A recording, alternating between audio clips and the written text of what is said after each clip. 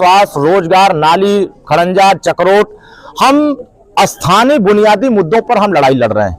हम गरीब के साथ इंसाफ कराने की बात कर रहे हैं कि उनकी थाने पर सुनवाई हो, तहसील पर हो, ब्लॉक पर हो, कचहरी में हो, जिला अस्पताल में हो, हर जगह उनकी सुनवाई हो। और हम यहाँ घोसी को एक घोसी मॉडल बनाने के लिए, जैसे कि लोग गुजरात मॉडल दिखाते हैं, तो हम भी यहाँ बंबई मॉडल दिखाएंगे। हम यहाँ जिस तरह सिंगापुर डेवलप हुआ है, घोसी को सिंगापुर की तरह हम डेवलप करके दिखाएंगे कि यहाँ कैसे डेवलपमेंट होता है। तो हम तो उस दिशा में ले चल रहे हैं कि घोसी सिंगापुर कैसे बने। हम इसकी लड़ाई को आगे बढ़ाने के लिए डबल इंजन की सरकार के साथ देश की जनता को जोड़ना चाहते हैं। राजीव राय ने एक प्रेस वार्ता में बयान दिया था कि ओम प्रकाश राजभर जो है जुमलेबाजी फैक्ट्री से उत्पन्न नेता है। उनका काम एक दूसरों को गाली देना, कभी इस पार्टी में जाए। देखिए क्या है कि उनके अगर इतिहास को आप उठाकर देखेंगे तो 365 दिन में ये 340 दिन ये बेंगलोर में रहते हैं और वहां प्लाट लिखाते हैं। यहां से लोगों का पैसा लूटते हैं और यहां से बेंगलोर जाके प्लाट लिखाते हैं और फिर यहां आके लबर बतियाते हैं। तो मुझे ऐसा लगता है कि जो लबर बतियाने वाले हैं, अब उनको भी जनता पहचान गई है। क्या सीबीआई का रेड किसके घर पड़ा था? किसी गरीब के घर पड़ा था? क्या ईडी का रेड किसी के गरीब के घर पड़ा था? ये बताएं कि ईडी का रेड क्यों पड़ा था उनके यहाँ, सीबीआई का रेड क्यों पड़ा था? क्योंकि जो माल इकट्ठा किए हुए हैं 20 साल की सरकार में, वही माल अखिलेश जी को देकर खुश करते हैं, वही श्रीमती डिंपल यादव जी को देकर खुश करते हैं।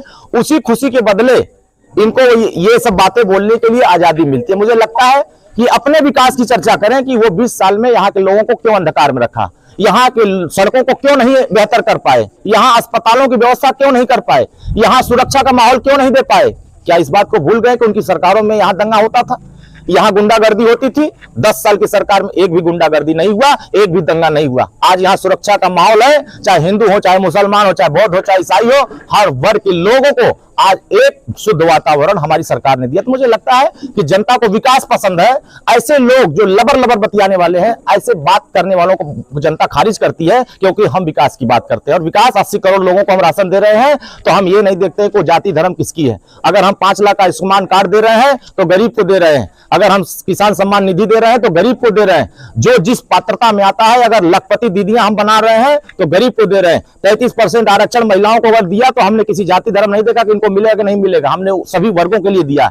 हम महिलाओं को, चाहे पिछड़े हो, दलित हो, अगड़े हो, तमाम वर्गों को हम एक निगाह से देख करके सबकी भागीदारी कराने के लिए हम लड़ रहे हैं।